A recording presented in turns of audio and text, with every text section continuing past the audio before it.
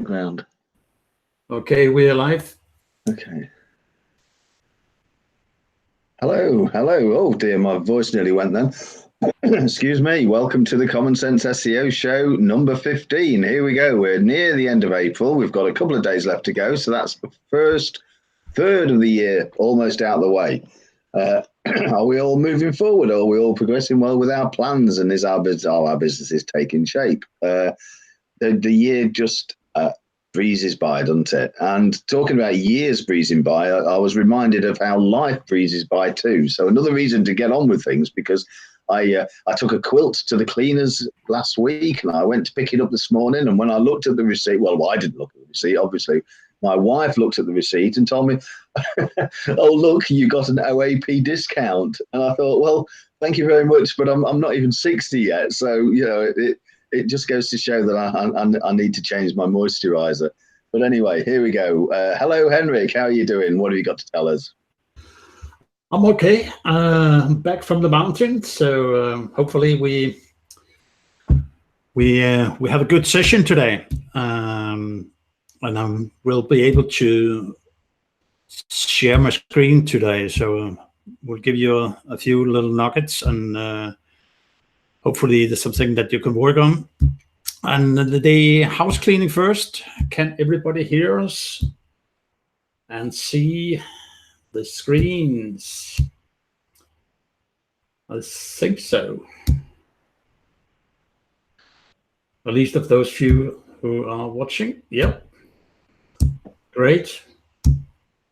And for those of you who hasn't subscribe to the channel because and like the channel, the show as well, because then you will get notifications whenever there's some new updates from us. So Tony. Yeah, once again, I must apologise for the audio. I've spent most of this month on trialing out headsets to no avail, to be quite honest. And there was I just sat there 2 minutes ago, just before we started the webinar, with a headset in place, but no audio, no microphone working. So here it is. Here's the headset, but you know it's about as useless as the rest of them. It's another failed attempt at getting audio quality to you guys. I'm going to have to stop using the bargain basement ones from Amazon and probably invest in something a bit more decent. Anyway, there we go. So we sort of said that we'd get to the end of April and we wanted to wrap up. We was going to dedicate the whole of April to Schema. We did, with exception of missing 1 week while we had our Easter break. And I'm a bit confused, really. Let's say that. In one respect, I think we've gone on long enough about Schema, but in another respect, I absolutely understand that we've barely scratched the surface. So it just shows what a mammoth topic Schema really is. And when we were talking about the show this morning with Henrik, we decided that we do want to move on. We do want to start looking at other concepts, etc. But we also recognize that we still haven't delivered the final word on creating your own data sets. And more importantly, on how valuable or beneficial it is to create your own data sets. So we are still digging deep into that. We're still running test sites at this moment. And as soon as we have results on that, we will come back with another special. We also would encourage you guys to, if you've got any questions about Schema, hit us up on the channel or hit us up on the Skype group, and we'll remind you of the Skype group somewhere. I imagine it's in the thread for the actual CommonSenSEO YouTube channel. So, but anyway, if you get in there, then we'll obviously give as much help as we possibly can, because it's a massive subject. I've spent the last week building a site, and I've been doing all the Schema manually, and I've been doing it deliberately, because I wanted to get a feel of how it all works, how it all interacted with each other, and so on. And I mean, I know I was listening to another broadcast the other week where somebody says that anybody recommending doing Schema manual is mad, or or outright lying. Well, I think the point the point that I was trying to make about doing schema manually is not to go and do it manually all the time, because you'd never get any work done. It took me hours and hours. The point is just do it on one site or do it as a side project so that you understand how nesting works, what you meant to put where, and so on and so forth. And this is what we're going to actually cover today. All those sorts of questions that I had as sort of a bit of a. So it was the first time I've sat down and got my hands dirty with building a whole site just from schema. Now, obviously, if you are building sites with hundreds of pages or thousands of pages, it would be utter madness, because I'm up to about page 5, and I'm thinking, oh no, this is crazy. But one of the reasons I'm doing it is because I'm trying to get the structure right. I'm trying to understand the nesting. I'm trying not to have bits and fragments of different types of schema and different snippets of schema scattered throughout the page. I'm trying to get it all working nicely. And that's another thing also. I mean, one of the things I did the other day, I wrote this schema snippet. It was as simple as anything. It was 20 lines long. It's something that anybody with a marginal sort of awareness of schema could knock out in a few minutes, half an hour, whatever, I don't know. Anyway, so I set it all up, wrote it all out, started from a template, tweaked it a bit, dropped it into a sheet so I could automate it later, a spreadsheet so I could drop in the data itself later and it automatically create the schemas for me. And, then I went and ran away really excited. And I thought, I've been putting it on the website, and then I suddenly thought, oh, hang on a minute, I better go and put it through a validator tool. So I did. And guess what? Of course, it didn't validate. It came back and said error on line 1. I thought, a good start.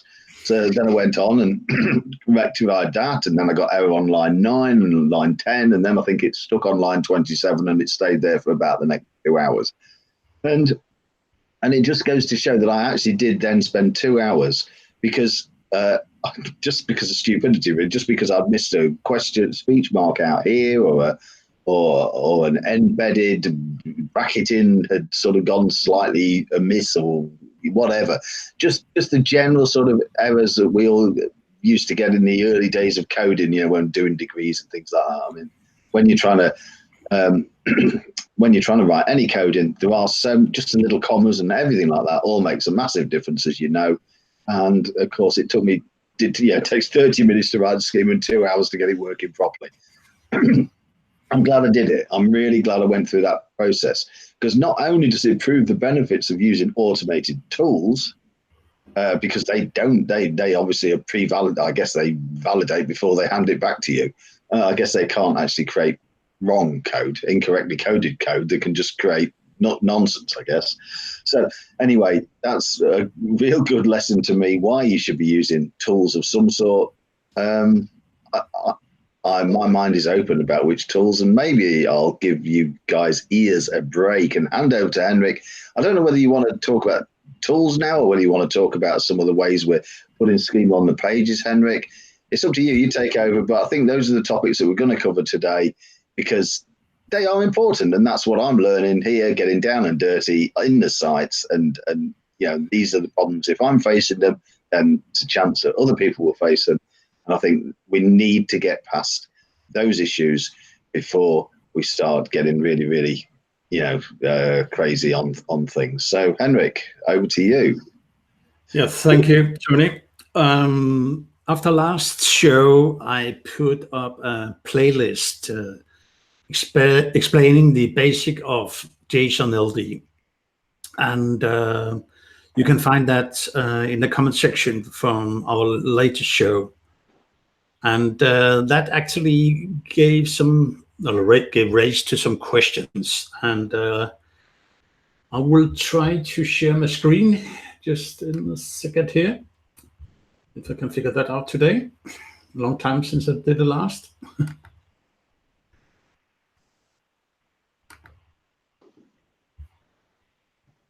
So everybody should be able to see my screen now. And some of the questions that we got was actually on the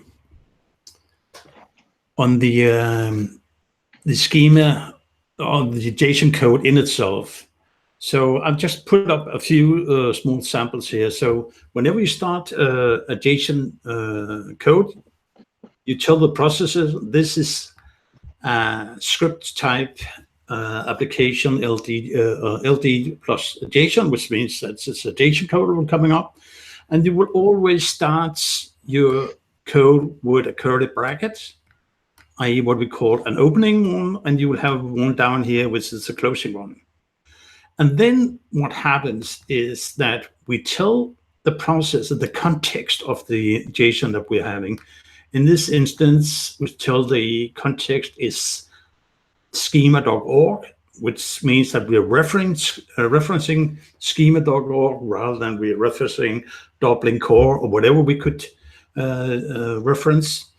And then we tell what type of objects that we are having here. So here you can see it's a type, it says person, and that's all in brackets. And we have to be careful because you can have, I don't know what it's called in English, the quotation marks, either the tilted one or the straight one, I will call them. So there's a difference how it's interpreted them. But here we're saying actually to the processor, this is item type of a person, and you can find it on schema.org/person. So that's basically it. And then what you normally will have after each declaration, you will have a comma. And somebody asked what these squared brackets, what does they mean? They just mean that you'll have a series of data, not only one data item, but you will have several. So for instance, for the same as, you will have curly brackets, and then you will have the first one, comma, the second one, comma, and you go down to the end where you leave out the comma and have the closing square brackets. So basically, it's rather simple, the code. And the next question is, where do you put your schema? Well, you will put the schema into the header. The microdata in itself is always inline in the HTML. And the question is, can you mix the inline and the JSON? Yes, you can. There's no problem in having some of the JSON in the header and some of the markup as inline markup in the actual page, which leads us actually to take a little look at Google's guidelines, because they give us a good idea of what to do and what not to do. So if you can bear with me just 1 second. I'll swap my screen here. And what's wrong with actually putting the JSON-LD entire snippet in the text, because within the body, the message body, because nothing principle, sorry. You can put it in there, but to organize it and give you an idea of what you have yourself, rather than going to the validation tool to see where the stuff is located, you could put it in the body of yourself, in itself. So there's nothing wrong in doing that. Because that's, to be honest, that's what I've been doing, because it just makes it easier for me. But then I was just thinking, oh dear, I've made a mistake there. Because I know you get these header footer snippet managers, don't you? Code managers. Yep. And I think that is the name of one, actually, isn't it? Header footer code manager or something like that. I think it is, where you can put them in the header, below the body tag, above the end closed body tag, or in the footer. You can choose your placement, but of course, then that means that you're dealing with another plugin. So while you're actually building these things up and understanding them, it in some ways it's no bad thing to have them there on the page while you're building it out. But of course, I understand that for later on down the line, when that becomes superfluous and you know the schema's working and you don't need to be sort of referring to it all the time, then and I can see that actually putting it out of harm's way makes sense. I was just concerned that because it's a PHP script, that just dropping it into a, I mean, WordPress does seem to handle PHP scripts in the text nowadays, doesn't it? I think in the old days, back in version 3 or something, you used to have another code in there, a plugin in there to accept PHP within the word editor. But now it seems absolutely perfectly happy to be there. Yep. Good. Let's continue with the guidelines, because there's a few things that I want to point out that Google is trying to tell us that what it accepts and what it doesn't accept. And we could say, don't try to fool the system, i.e. you mark up some JSON code which is not in the text, because Google will actually is using their NLP processor to compare the markup with what you have marked up. So you could risk having a review and being de-indexed if you're trying to fool the system as such. So it says that don't mark up content which is not visible to readers on the page. For example, if JSON-LD markup describes a perform and the HTML body, that should describe the same perform, and not trying to fool it, i.e. it should be accurate. And it should not be misleading. It should not be fake, i.e. fake reviews. And another thing which you should notice is the relevance factor of it. So if you go down and look at this little section here with relevance, so a sport live stream should actually be labeled as a broadcast, as a local event. And you see, what you should be is actually trying to label whatever it is, so it describes the relevance of the contents of the page. Another thing which they try to argue is that you should mark up not only a part of the page. So if you have one product, you should actually mark up all products on the page. So and another thing, what you could call category pages, you will have to mark up the actual product pages rather than the category pages, because if you link to them, you'll see here, don't mark up a page with the list of all engineering jobs in Mountain View with links to the individual jobs.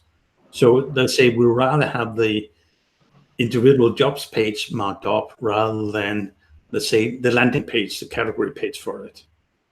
So that's just a few of the things that you should be considering when you're marking up your pages.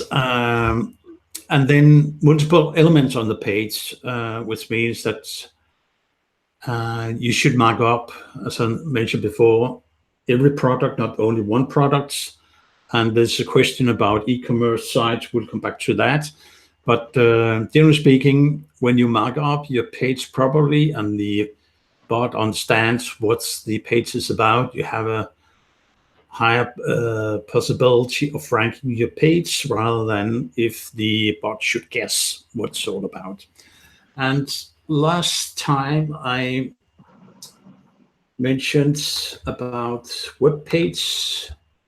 So if we look at the schema.org, you can see actually the thing create your work, which is called a web page, all the properties that you can use to mark up, i.e. you can have related links to another web page within. You can have the significance of it. You can have the major part of it. There's tons of properties that you can actually use here. contributor, where you can have an organization as a person, which means that will be an embedded part of the schema. You have this one has part of, which is an important one, and you have the one, this is called major content. Can I just mention something about the way you said person there? We had the embedded part where we had person, and then we went on, and presumably it then goes on to a name. And this is one of the issues that I had when I was going through validation, you see, because you've got to, everything's got to be so relevant. So therefore, if you want to do a same as, so if you're putting your name there, or if you're putting, if the person and you put your name there, then you want to validate or use it with a same as to tie that person to their commonly known entity, like a LinkedIn profile or their Google My Business listing or their whatever, any officially recognized sort of entity page. Then you would put that same as in that embedded snippet, wouldn't you? In that embedded section, where it's within the curly brackets for the person. You wouldn't save up all your same as for the one declaration of same as at the end of the snippet, because then Google would look down and go, hang on, same as Tony Grant, and they go, well, what has this product got to do with him? That's not relevant. That's just dropping code in there. But if it's in the embedded section, then it is relevant. So I think that's what I wanted to highlight. It's you can put the same data, but in different contexts within the embedded snippets, or sections, code sections. What you could say, embedded nested. Sorry.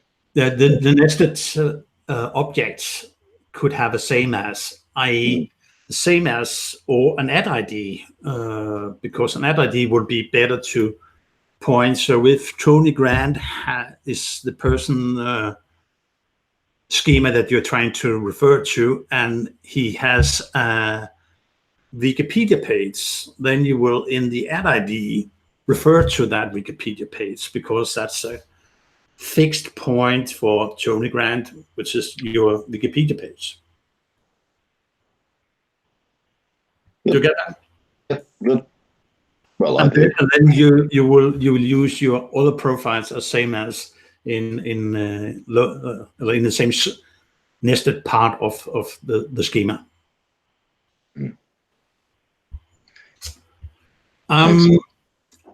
What I want to show you is a little hack I've taken up, and I'm showing the structured data testing tool. So if I want to look at one of my competitors' schema,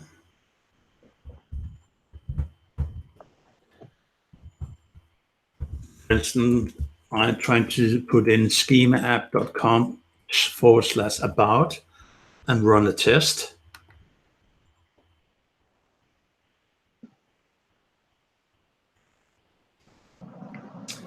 Then you can see they have put in two.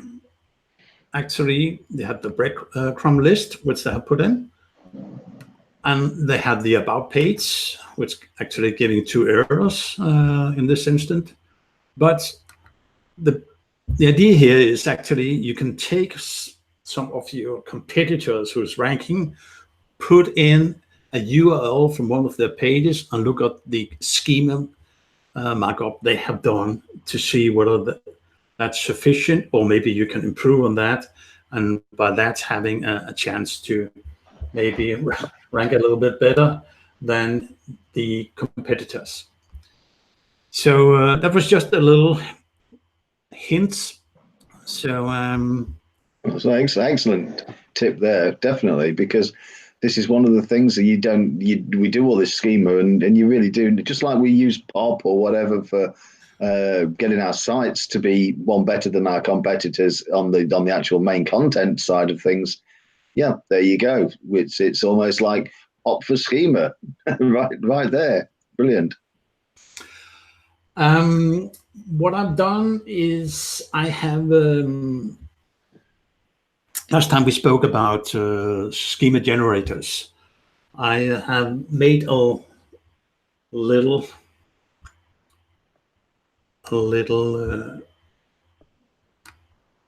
link here to some resources, which I'll put into the chat box here, so you can go and look at that. So that's schema tools, schema markup tools. One of the major ones. I think Alex is asking a question about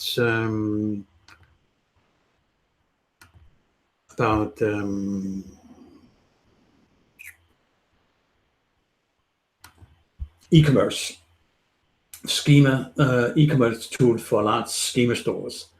I think one of the best way to get schema for a large e-commerce site is to use something like the Schema app, which will cost you $30 per month for a huge page, and you will get that marked up. I think I have a.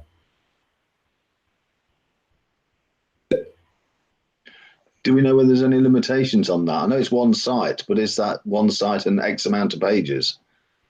No, there's no. It's unlimited for the pages. So okay, you should be able to mark up a whole site. So that would make sense, wouldn't it, if you was using a big WooCommerce site or whatever.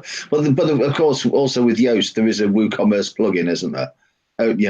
Extension, should I say, for the Yoast plugin, and we are hearing relatively good things about the Yoast schema applet, whatever you'd like to call it, add-in. Even if people aren't so complimentary about the rest of Yoast, definitely they seem to be getting their schema in order. But without a shadow of a doubt, if you're working for a client, I would go more down that schema app route.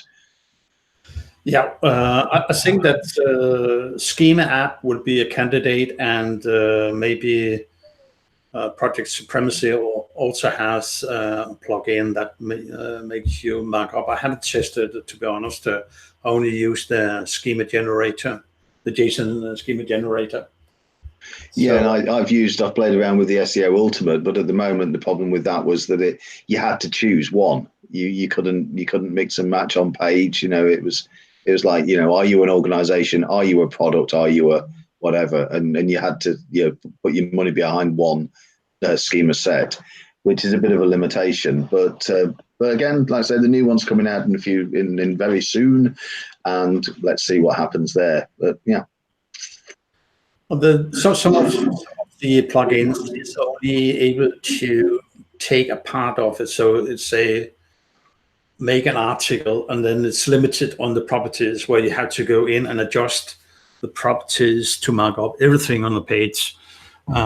So it's a little bit of digging you will have to do, and we'll try to maybe follow up and try to test as many as those we can, and give a review of what we have found good and what we have found bad about those. Yeah, I think with the schema, the schema app, sorry, is you've got that ultimate flexibility, haven't you? Because you can throw whatever schema you want at whatever page, and you can do it at page post level. The downside of that tool, of course, if you're like us and like most internet marketers, it becomes a very expensive hobby, because of course, we all have tens, if not hundreds, if not even thousands of sites that we're managing, and at that point, then it's insanity, because the price is just high. But if you're just doing a client site, an e-commerce site, then definitely I would, at this moment, with the knowledge I've got at this moment, that would be the one I would point to. And then there's again, what happened, you have to make sure that you own the data and the schema that has been marked up, that it will not. And I've read through the terms and conditions for the Schema app, and they reserve the right to use the data, which means the markup, if it is anonymized, which I don't like. But so maybe we could get a clarification on that subject when we have Marta on board a show in the future. So. Because it'd be good, wouldn't it, if you could work through and mark up a complete site. Say if you was an agency, if you was working on one site, if you could use the app to go through and mark up one complete site, and then maybe like deregister and go move it on to another site, knowing that that one's all fully done and dusted. But yeah, I don't know. That is something we're going to need to clarify when Martha, like I say, when Martha visits us. Yeah, and one of the benefits of the Schema app is there's some markup tool, like the Google Markup helper, which also enables you to take a page, put the page into the URL. Let me see if I can find one here. Oops. Schema there. This one here, I think.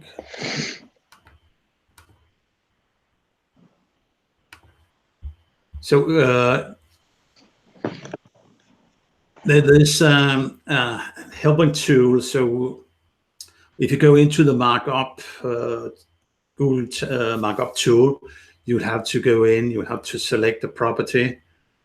And when you have selected that property, it will take you to the page. It'll read the schema, which it should do here. It's a little bit slow connection that I have, but it's actually reading the page that I've just chosen in the Search Console. And it will give me an opportunity to mark the page. So it's coming in here. It's called the data highlighter. And I put it into the reference list that I put into the comments section. So, what's this? Is this an extension, or is this actually a part of the search? That's a service within the Search Console. So okay. Yeah, you will have a highlighter. So when you click on the Start Highlights, it will asking for the page again. You've just been de-indexed. You will choose what it's about. It's an article in this instance, and you would have the. I'm just taking the.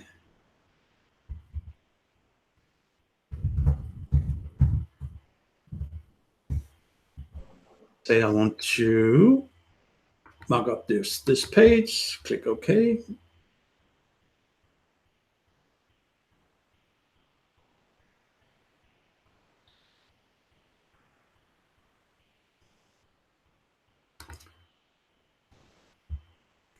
What is wrong here? I don't know. It's like they say in show business, don't work with children or web pages.